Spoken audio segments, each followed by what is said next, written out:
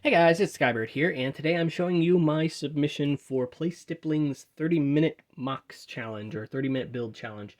I really wanted to take part in the last competition. Unfortunately, I just didn't have the time with everything going on at home, so I did have to push that one off. Very sad about it. I actually had a design that I was ready to submit, just unfortunately didn't have the time to do it, and I was working on some collaborations. But I definitely wanted to try my hand at this one because it was about rahi specifically, which is my passion, is what I'm most known for. And so, of course, I wanted to try my hand at a Generation 2 rahi. And this is what I'm submitting. I actually designed it yesterday. So I was really happy with the design overall. I don't know, it was sometime late in the afternoon because I only had about like an hour of free time yesterday. So other than getting like stuff ready, I had 30 minutes time set aside for it. So yeah, it was kind of perfect. So yeah. Anyway, this was the bird that I ended up designing is a hummingbird type design. I spent about 10 minutes total ish designing the actual build, and then about 20 minutes refining. I think it was 28 minutes if I remember right, which is really cool. And I'm glad to see that like Play Stippling has like their own timer stuff like that. I don't know how to. I haven't tried using it, but I need to. But it's a good resource. So anyway, I initially designed this with the gear pieces from Generation 2's creatures specifically, but I actually ended up running into some issues with the gears. Most notably, pulling the gear back would actually drop the wings because of the way the levers work, and so I didn't want that as the function because it made the lever system way too hard to use because the lever would be upright when the wings were upright. So you had to kind of try to reach your hand between the wings in a really small space. And then obviously you had other issues with like collision and things not working properly. Um, so I opted for a collision-based function. Yes, this has a function. Let me go ahead and show you that very quickly. And so the white pieces in general, you just pull those and it lifts the wings. And all that it's doing is moving this black pin connector here upward, and that is just colliding with the wings. Then a rubber band is pulling the wings down. Gravity can also pull the wings down. I just didn't want, the wings to be able to flop around if I turn the bird upside down. So I wanted to make it swishable, if that makes sense. In hindsight, I wish that I had the light blue pieces handy for these pieces up here instead of white. Unfortunately, I'm using them elsewhere, so I did have to use white, and initially my design up here was white anyway, so it did kind of make sense at the time. But yeah, I did swap some colors out after, while I was doing my revision stuff. One of the other revisions that I made was the back tail. So initially I had a split wing tail, kind of like a swallow would have, but also like several different hummingbirds, particularly like Central American and South American hummingbirds that have like the twin feathers and stuff on the back, and it's really cool stuff. And I liked it, but I just thought it made it look too like, I don't know. It didn't look right. That's all I can say. And so I ended up just throwing on another set of these panels. But obviously when I did it initially, they would move around a lot because there wasn't anything holding them in place. So I ended up actually putting these stud pin pieces on the underside, and that prevented them from being pushed up, but they could still be pushed down. Well, this Borak eye actually solves that problem too. And anything would have worked here as long as it was 3 modules long, but I chose the Borak eye because it's slender, it looks nice from all angles. So I did put a lot of thought into the actual styling of the bird. But let me go ahead and kind of show you how to put this together. I'm going to take the beak off first because that is probably the most fragile piece, and it's just a lance piece. Unfortunately, I only have one and it has like teeth marks on it. I don't know, I got it from a lot. But I'm using an Exoforce arm. The lance is really nice because it actually has a peg sticking out here, so the arm can sit on top, and I put this pineapple piece on the top as feathers. I don't know even where I got that piece to begin with. Again, I think from a lot.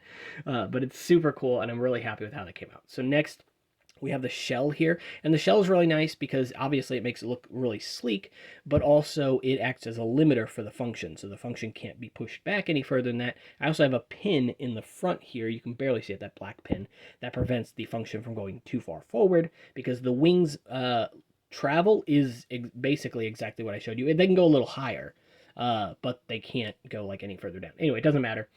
But it just prevents, again, this lever from like moving around and shaking and stuff. So if you like shake the bird, you're not going to hear any rattling or anything. So no loose pieces, which is really nice. I'm very happy I was able to do that. So let me go ahead and take the shell off very quickly, and that shows you the kind of innards for the body here. I will also take the, I guess the feet off, and I'm just using them as feet. They're kind of filler.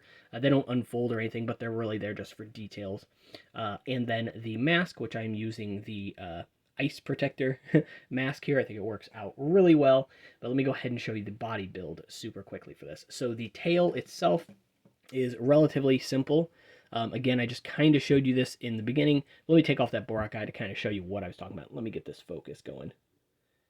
All right. So yeah, the wings would normally be able to twist downward, but that pin prevents it from going up too far, and then the eyepiece actually gets in front of the wings so they can't go down anymore, which is really nice. So they're locked in place at this really nice swoosh angle, which just looks really good. Aside from that, the second, I guess you could say, assembly for the set is just this here. Super simple. Really glad these pieces exist in black now. They came on the McLaren F1 set. So super cool to have those in black. It took Lego way too long to make them. But I just chose this piece because it has an axle hole instead of a pin hole. So it means that the shell is upright rather than kind of rattling around side to side. The hilt piece here is actually the piece I used to connect the mask because it's 2 modules wide, which is exactly what you need to connect masks. So it's a super useful piece. It also has friction in that connection as well, so you're not like having the mask flop around, which is really nice. It's like it was designed for that use, but I don't think Lego ever did it, which is kind of shocking. This piece here is actually just held on with basically friction. I don't know, there's some tension in those pieces that keeps them falling off. But then when the mask is on it, it actually overlaps this pin here, and that pin keeps the mask, again, from rattling around. And my focus just keeps wanting to go all over the place, so I think I'm going to lock that real quick. Oh, hold on. Yeah, there we go. All right, so the next module, probably the most complicated looking, but it's not terribly complicated. Using the sand blue pieces that came on the Motoro set back in like 2003 as the actual connectors to actually build this up.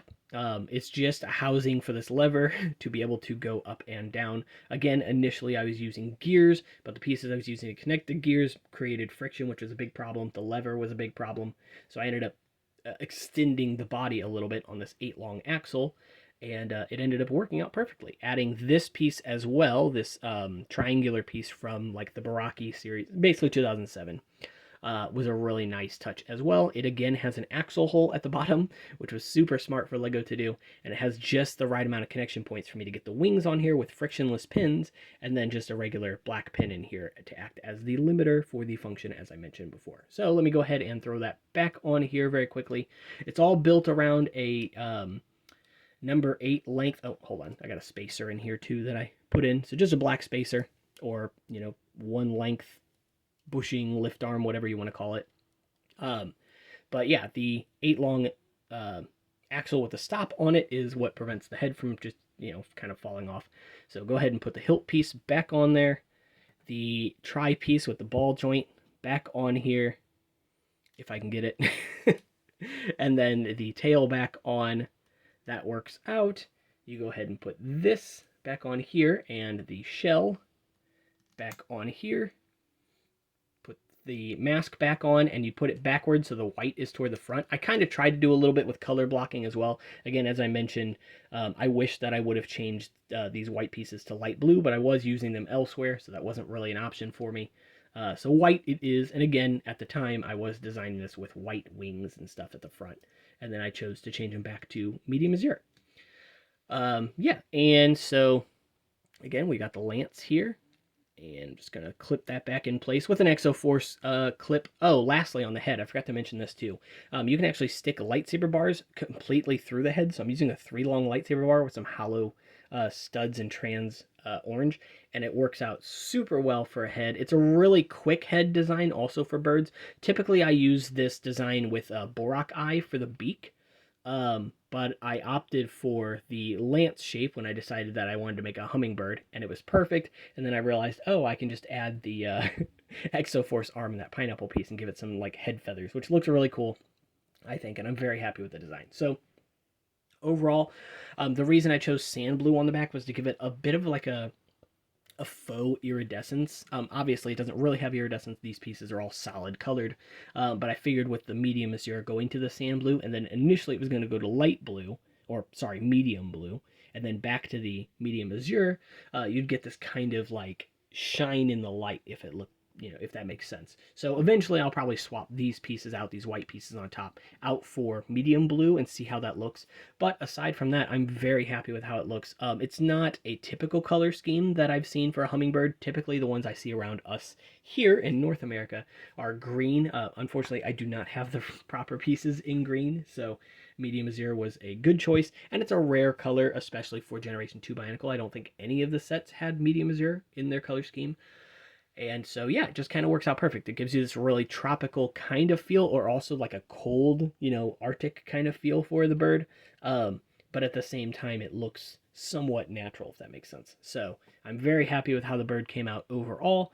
This is my submission, as I mentioned before, for the 30-minute mock for play stippling, and I will go ahead and leave their information in the description below, as well as my information. So if you guys want to find the video regarding the rules for this challenge, or the announcement of this challenge in general, I will go ahead and leave those in the description, as well my links for my Instagram and my Discord, and I'll try and get a hold of play stippling too, see if they have any of that kind of stuff, and I can link them as well.